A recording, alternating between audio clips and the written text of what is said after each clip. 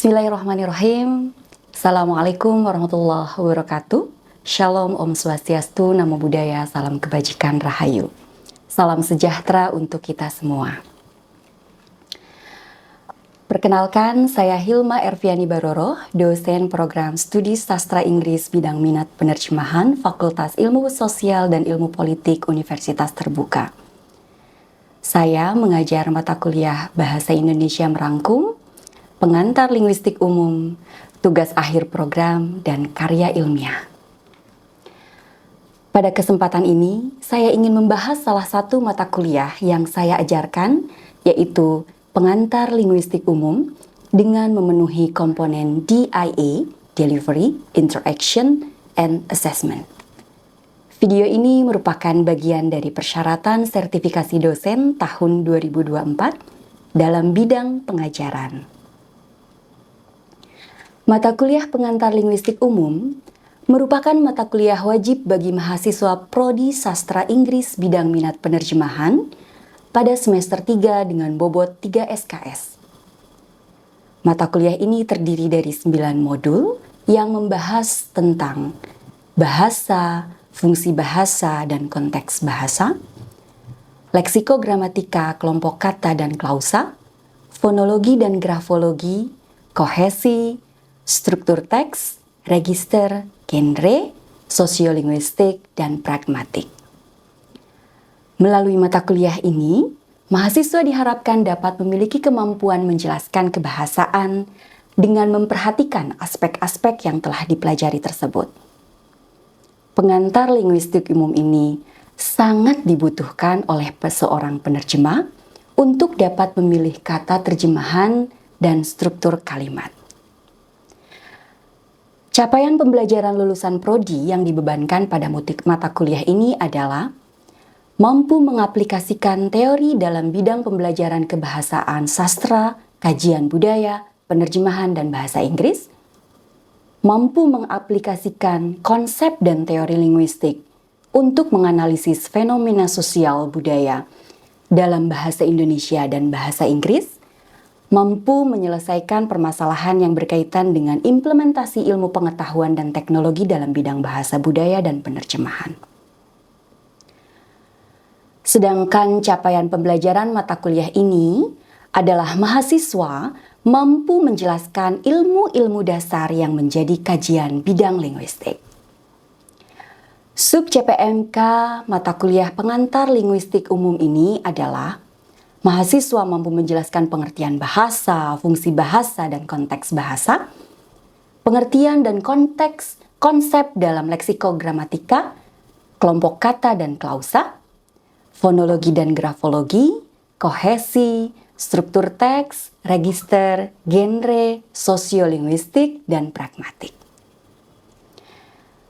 Pembelajaran mata kuliah ini dilakukan dengan pendekatan student-centered learning, yang diantaranya akan dilakukan melalui metode diskusi, tanya jawab, dan penugasan. Interaksi dengan mahasiswa dilakukan secara sinkronus menggunakan tutorial webinar atau tutorial tatap muka dan asinkronus melalui learning management system pada tutorial online. Saat ini, saya mengajar mata kuliah pengantar linguistik umum melalui tutorial online selama 16 minggu. 8 minggu digunakan untuk tutorial online, 4 minggu sebelum tutorial online digunakan untuk belajar mandiri dengan mempelajari buku materi pokok, dan 3 minggu sesudah tutorial online, mahasiswa belajar mandiri untuk mempersiapkan ujian terakhir semester, serta minggu terakhir digunakan sebagai ujian akhir semester. Penilaian untuk mata kuliah ini terdiri dari beberapa komponen, 20% nilai kehadiran, 30% nilai diskusi atau partisipasi, dan 50% berasal dari penyelesaian tugas tutorial. Ada 3 tugas tutorial dalam bentuk cast method yang harus dikerjakan mahasiswa pada minggu ketiga, kelima, dan ketujuh. Nilai akhir dari tutorial online tersebut berkontribusi sebesar 30% terhadap nilai total, dan nilai tersebut akan digabungkan dengan nilai akhir ujian akhir semester sebesar 70% untuk nilai keseluruhan mata kuliah pengantar linguistik umum di akhir semester. Pada tutorial online, baik dosen maupun mahasiswa memiliki fleksibilitas untuk mengatur jadwal kelas tambahan secara sinkronus melalui platform Microsoft Teams atau Zoom jika ada materi yang dianggap sulit. Berikut adalah contoh kelas pengantar linguistik umum yang diadakan melalui Zoom dengan materi yang diambil dari modul 1, buku materi pokok pengantar linguistik umum Universitas Terbuka yang membahas bahasa, fungsi bahasa, dan konteks sosial. Selamat menyaksikan. Bismillahirrahmanirrahim. Assalamualaikum warahmatullahi wabarakatuh. Waalaikumsalam, Bu. Oke, salam sejahtera bagi kita semuanya. Om Swastiastu, Namo Buddhaya, salam kebajikan, Rahayu. Alhamdulillah kita bersyukur kepada Tuhan Yang Maha Kuasa karena di hari ini kita dapat berkumpul secara virtual mengikuti sesi pertama mata kuliah pengantar linguistik umum bersama saya Hilma Erviani Baroro. Ini kita pertama kalinya, jadi welcome to the fascinating world of linguistics. How are you today? Good? Good. Oke, alhamdulillah. Semoga senantiasa dalam keadaan sehat ya semuanya. Oke, before we start the session, I would like to ask, ini yang paling jauh dari mana ya? Ada yang dari luar Jakarta? Aku dari Semarang, Miss. Oke. Karena hari ini adalah pertemuan pertama kita di mata kuliah pengantar linguistik umum, ada yang tahu nggak sih pertama kali kita dengar linguistik, kata linguistik? Bahasa, Miss. Oke, tentang bahasa. Siapa lagi yang tahu apa itu linguistik? Ilmu yang mempelajari tentang bahasa, Miss. Oke, ilmu yang mempelajari tentang bahasa. Tapi kan kita nggak tahu ya, ini bahasa manusia, bahasa tumbuhan, bahasa hewan, atau bahasa apa. Oke, kita coba mulai dengan presentasi yang akan saya sampaikan. Oke, bismillahirrahmanirrahim. Kita lihat ya. Nah, ini adalah sesi pertama kita. Pengantar linguistik umum, sesi pertama yaitu mengenai bahasa, fungsi bahasa, dan konteks sosial. Nah, di sesi pertama ini, kita akan membahas terkait dengan definisi linguistik, pengertian bahasa, aliran linguistik, fungsi bahasa, dan hubungan bahasa dengan konteks sosial. Nah, apa sih linguistik? Kita lihat ya, secara etimologis, linguistik itu berasal dari kata lingua, Latin, yang bermakna bahasa, sama dengan language dari Prancis, padanan dengan lingua, Spanyol, dan lingua, Italia. Kemudian banyak juga para ahli menyampaikan seperti Hasan Sadili, kemudian juga Hornby, Gadenby, Wakefield, semuanya menyampaikan bahwa linguistik adalah penelaahan bahasa secara ilmu pengetahuan.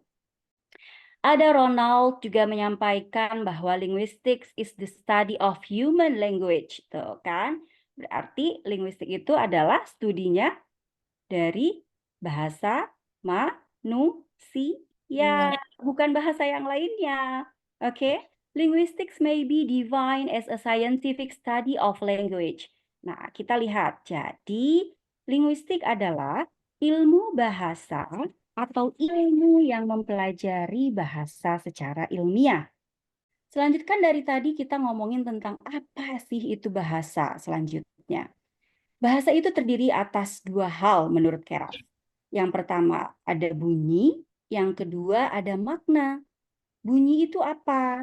Bunyi adalah getaran yang bersifat fisik yang merangsang alat pendengaran kita. Makna adalah isi yang terkandung dalam arus bunyi yang menyebabkan reaksi. Jadi, ketika kita bicara tentang bahasa, itu ingat, pasti ada bunyi, pasti ada makna. Nah, Selanjutnya, di sini ada pengertian bahasa. Menurut Ferdinand de Saussure, bahasa adalah sistem tanda yang arbitrer yang digunakan oleh suatu masyarakat untuk berkomunikasi. Ada yang tahu apa itu arbitrer? Belum, Bu. Belum. Dari itu apakah itu pelaku? Arbitrer adalah sesuatu lambang bahasa di dalam bahasa nih ya, dan maknanya itu bersifat manasuka. Manasuka itu sewenang-wenang. Misalnya, gak ada hubungan alami antara lambang bahasa dengan maknanya. Kita sampaikan cat misalkan. Kata cat di dalam bahasa Inggris itu bermakna apa? Kucing. Nah, kemudian ada nggak hubungannya antara cat dengan maknanya kucing? Tidak ada. Ya. Nah, sifat arbitrer ini tuh adalah salah satu ciri khas yang membedakan bahasa manusia dengan bahasa hewan. Jadi, misalnya kalau misalkan di dalam bahasa hewan itu, Kenan kalau bahasanya kucing lapar itu gimana? Ada nggak bahasanya? Nggak ada. Ngeong paling juga ya. Ngeong, gitu kan. Nah, itu bahasanya kucing. Menandakan bahwa ia tuh haus atau lapar seperti itu. Nah, sifat arbitrer ini juga memiliki beberapa konsekuensi, yaitu dapat berubah makna. Misal, tahu nggak arti dari kata cool di dalam bahasa Inggris? Dingin. Dingin. Dingin. Oke. Yup. Keren. Keren, yes. Keren.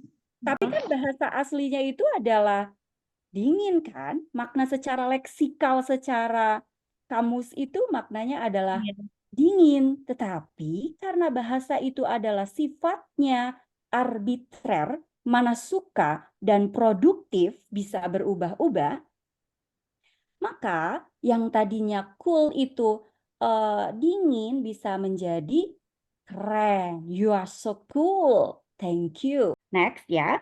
Jadi bahasa adalah sistem. Bahasa adalah dapat digunakan untuk berkomunikasi dan bahasa bersifat arbitrer. Sehingga bahasa adalah sistem komunikasi yang kompleks yang digunakan oleh manusia untuk berbagi informasi dan ide. Bahasa terdiri dari kata-kata, frase, kalimat yang diatur dalam aturan tertentu. Nah, bahasa dapat digunakan untuk tujuan berbeda, berbicara, menulis, membaca, dan mendengarkan. Seperti itu. Oke, setelah kita mengetahui apa itu linguistik, apa itu bahasa, kita lihat ada aliran-aliran linguistik. Jadi, linguistik itu bermula dari linguistik tradisional, yaitu aliran linguistik yang berkembang sebelum abad ke-20. Aliran ini lebih menekankan pada aspek-aspek gramatikal dan etimologis bahasa. Tokohnya ada Panini, Plato, Aristoteles, Augustinus, dan Al-Farabi. Kemudian lanjut, kita lihat ada linguistik modern, yang mana adalah aliran linguistik yang berkembang pada abad ke-20. Aliran ini didasarkan pada metode ilmiah dan teori-teori linguistik yang dikembangkan oleh para ahli bahasa. Ini sudah mulai berlanjut langsung dengan adanya linguistik strukturalis, kemudian linguistik transformasional oleh Noam Chomsky. Itu bahasa memiliki struktur yang kompleks, linguistik generatif, linguistik kognitif, sampai akhirnya pada linguistik fungsional. Tokohnya adalah Halliday. Oke, ada John Sinclair juga dan ada Tim van Dijk. Nah, kita lihat bahasa dalam linguistik sistemik fungsional itu seperti apa. Nah, jadi dikenalkan pertama kali LSF ini adalah oleh Michael Alexander Kirkwood Halliday pada awal tahun 1960-an. Bahasa didefinisikan sebagai bentuk semiotika sosial yang sedang melakukan pekerjaan di dalam suatu konteks, situasi, dan konteks kultural yang digunakan baik secara lisan maupun secara tertulis. It is functional in the sense it is designed to account for how the language is used. Bahwa setiap teks pada semua bahasa, baik lisan ataupun tulisan, selalu berada dalam konteks penggunaan fungsional. Dan penggunaan inilah yang membentuk suatu sistem. Secara sistemik, bahasa adalah sistem yang terdiri dari berbagai komponen yang terikat, mulai dari fonologi, grafologi, leksikogramatika, sehingga masuk ke yang lebih besar lagi menjadi struktur teks dan semantik wacana. Ada yang tahu fonologi itu membahas tentang apa? Bunyi apa enggak ya, Miss? Bunyi, oke. Kemudian kalau grafologi itu sistem tulisan, adanya huruf, kata, kalimat, leksikogramatika, juga komponen LSF yang berkaitan dengan cara kata dan frase dikombinasikan untuk membentuk kalimat. Adanya leksis, adanya gramatika. Kemudian selanjutnya ada struktur teks yang terdiri dari struktur makro. Struktur makro itu lebih besar ya. Ada pembukaan, isi, dan penutup. Kalau struktur mikro itu lebih pada kalimat dan paragraf, yaitu melihat kohesi dan koherensi. Oke. Nah, selanjutnya di akhir adalah semantik wacana. Semantik wacana itu terdiri dari semantik, ilmu tentang makna, dan wacana adalah unit bahasa yang lebih besar, yang terdiri dari berbagai kalimat yang sering berkaitan untuk membentuk sebuah makna. Nah, kemudian di sini ada pengertian bahasa secara fungsional. Bahasa secara fungsional dalam LSF berarti bahwa bahasa itu adalah komunikasi yang digunakan untuk mencapai tujuan tertentu sesuai dengan konteksnya. Bahasa merupakan ekspresi realitas pengalaman, logika, realitas sosial, dan realitas semiotik. Nah, ketika ekspresi bahasa tersebut disebut dengan fungsi ideasional yang mengungkapkan realitas fisik biologis, fisik kita, juga berkenaan dengan interpretasi dan representasi pengalaman diri kita sendiri. Kemudian, fungsi interpersonal digunakan untuk mengungkapkan realitas sosial dan berkenaan dengan interaksi antara penutur dengan pendengar, penulis dengan pembaca. Dan satu lagi, fungsi tekstual digunakan untuk mengungkapkan realitas semiotis atau realitas simbol dan berkenaan dengan cara penciptaan teks dalam konteks. Ketiga fungsi ini masuk dalam satu kesatuan yang dinamakan dengan metafungsi. Contohnya, klausa pertama, you may go home now dengan you must go home now. Ada yang tahu nggak perbedaannya ketika dilihat dari fungsi ideasional, interpersonal, dan fungsi tekstual? Untuk teks A, may-nya berfungsi untuk memberi izin. Kalau Oke. teks B, fungsinya untuk keharusan, kayak harus pergi gitu, Miss. Benar Ya, nggak? excellent. Betul. Di dalam klausa A ini, terdapat fungsi ideasional yang bermaksud penutur itu menyampaikan apa yang dialaminya. Jadi adik, misalkan saya bilang, you may go home now, seperti itu kan. Berarti kan itu kan memperlihatkan bahwa tergantung dari adik. Adik mau pulang atau tidak itu diserahkan kepada adik gitu kan.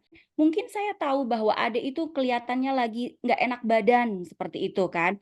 Kemudian saya menyampaikan, bolehlah, silahkan Anda mau pulang. Saya sebagai dosen, misalkan seperti itu. Kemudian fungsi interpersonalnya apa? Ya, mengungkapkan realitas, memperlihatkan adanya hubungan penutur dengan mitra tutur. Kemudian fungsi tekstualnya itu apa? Terlihat jelas penggunaan diksi. Di sini ada kata may, ya kan? Di sini kita lihat ada may di sini penggunaannya. Kalau yang may itu memberikan kelonggaran, kalau yang must itu harus pulang, gitu ya. Penutur memanfaatkan peran superiornya untuk memaksa mitra tutur agar dia pulang, seperti itu.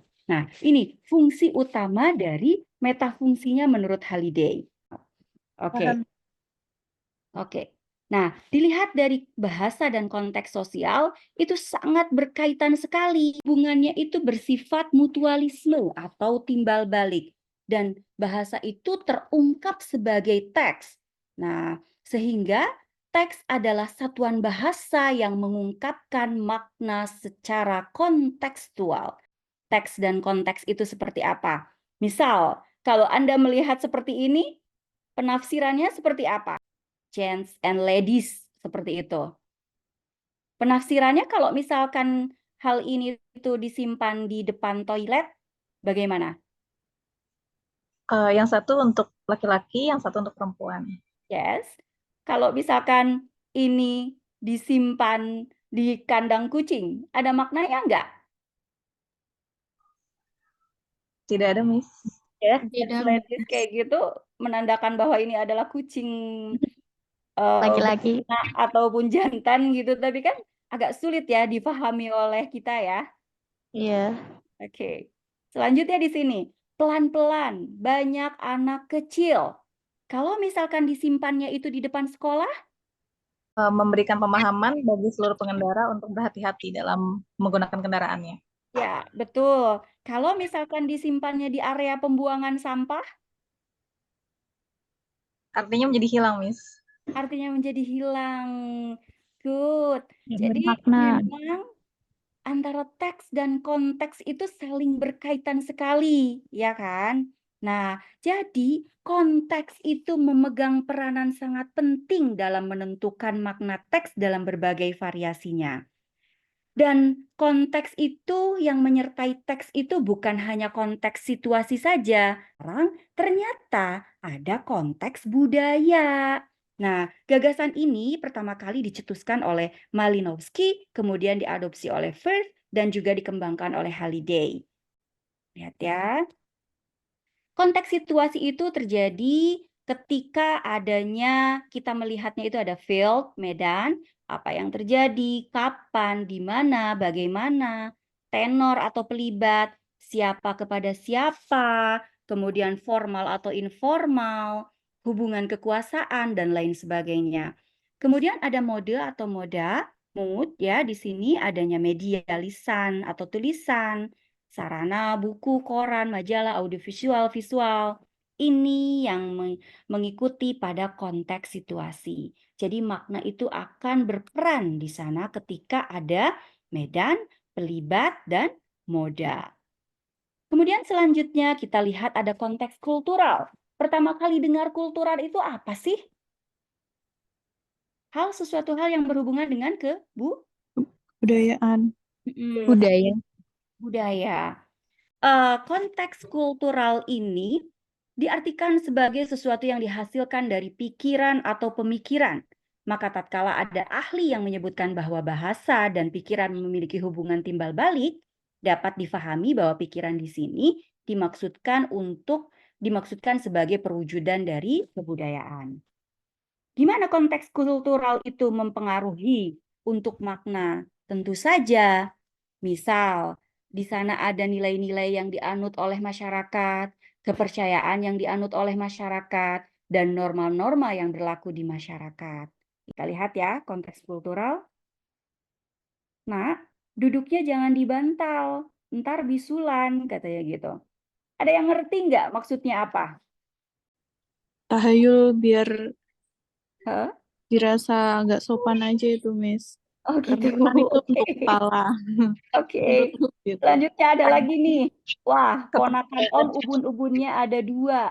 Gedenya pasti bandel nih katanya. Kenapa? Kepercayaan dari suatu tradisi. Nah, kan kultural ya, budaya kan. Gitu kan. Nah, jadi ini konteks tersebut tuh tidak bisa hanya dikaji dengan konteks situasi saja, tapi harus juga dikaji menggunakan konteks budaya. Misalkan terjemahkan ke dalam bahasa Inggris, gimana? Pasti harus dipadankan, disesuaikan dengan konteks budaya yang ada di bahasa sasaran, gitu ya. Sebelum kita simpulkan, ada yang mau bertanya terlebih dahulu tentang apa yang sudah saya sampaikan? Silakan. Ya, Ayu. Malam, Miss. Ya, malam. Saya mau bertanya tentang fenomena juga yang sering terjadi ya, Miss ya, karena terkait bahasa dan juga teknologi sekarang. Ini terkait tentang fonologi dan grafologi, Miss. Untuk fonologi itu kan untuk bunyi itu sendiri ya, Miss ya, dan grafologi itu untuk teksnya. Dan sekarang ini kan banyak sekali yang namanya kita tuh lebih berbicara dengan menggunakan teks. Seperti texting, di chat. Misalnya kita menggunakan texting tanpa suara atau tanpa bunyi dengan tanpa adanya fonologi, itu seringkali menghadirkan yang namanya misinterpretasi karena kita hanya baca tanpa intonasi. Mungkin si pengirim menggunakan intonasi saat mengirim itu dengan nada yang berbeda, tapi diterimanya oleh si penerima ini dengan nada yang berbeda juga. Maka seringkali terjadi misinterpretasi. Menurut Miss sendiri, penting nggak sih, wajib nggak sih untuk fonologi dengan grafologi itu selalu berdampingan gitu, Miss? Terima kasih, Miss. Terima kasih, Ayu. Fonologi dan grafologi itu harus betul-betul disesuaikan. Di mana kalau misalkan di dalam linguistik itu ada yang dinamakan dengan unsur segmental dan unsur suprasegmental. Unsur segmental itu adalah unsur linguistik yang betul-betul ada, yang betul-betul terlihat, seperti tanda baca, seperti itu kan. Kemudian kalau misalkan unsur yang suprasegmental, itu yang tidak kelihatan, unsur jeda, kemudian intonasi, seperti itu. Keduanya itu sangat penting sekali kita harus berhati-hati di dalam menuliskan ucapan kita. Fonologi dan grafologi sistem penulisan itu betul-betul saling berhubungan, yaitu unsur segmental dan suprasegmentalnya itu harus betul-betul jelas.